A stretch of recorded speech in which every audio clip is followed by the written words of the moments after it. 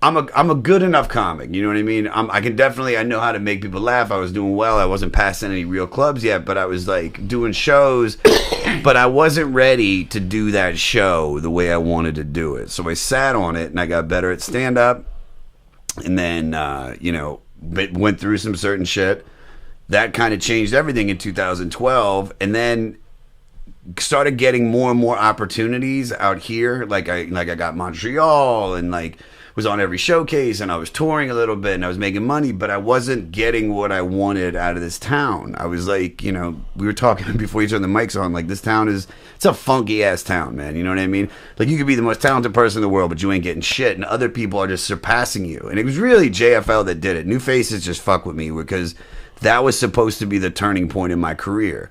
That was supposed to give me everything. It didn't. And so I was going to move to New York, and then right before, like a year around that point, after I did New Faces, I was like, you know what? Before I moved to New York, let me try this show out. And it was really just going to be, you do a set and then you do a song. There was going to be no story. And I was talking to this like much bigger comic, trying to pitch him the idea, and he was like, I don't see it working. He's like, this ain't gonna work. And I'm like, why not? He goes, there's a comic doing a song. I don't see how that'll just be weird. And then I was with another comic. He said, maybe you should just have him tell a story. And I was like, yeah, there it is, dude. That's the fucking bow.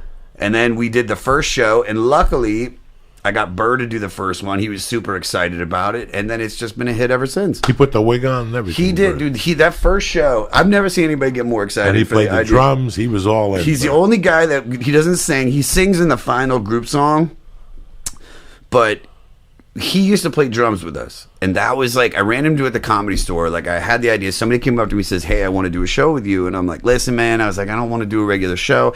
I got this idea, and when I pitched the idea to this dude, he was like, oh, that's it, man. 100% we got to fucking do that. And I'm like, hey, it's it. I don't know, man. Is it going to work? Are people going to be into it? It's hard to do a show out here in L.A.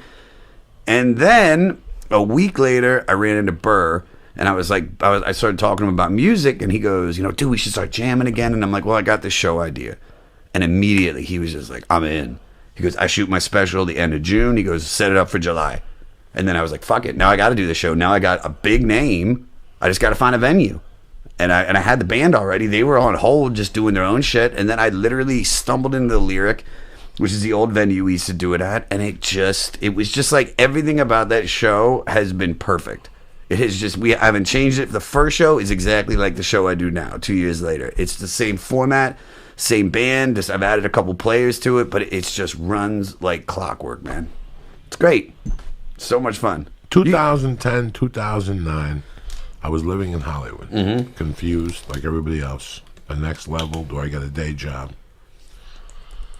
1,000 fucking dilemmas. And one of the things I was thinking about, Josh Adam Myers, was that when is America going to get sick and tired of watching three comics?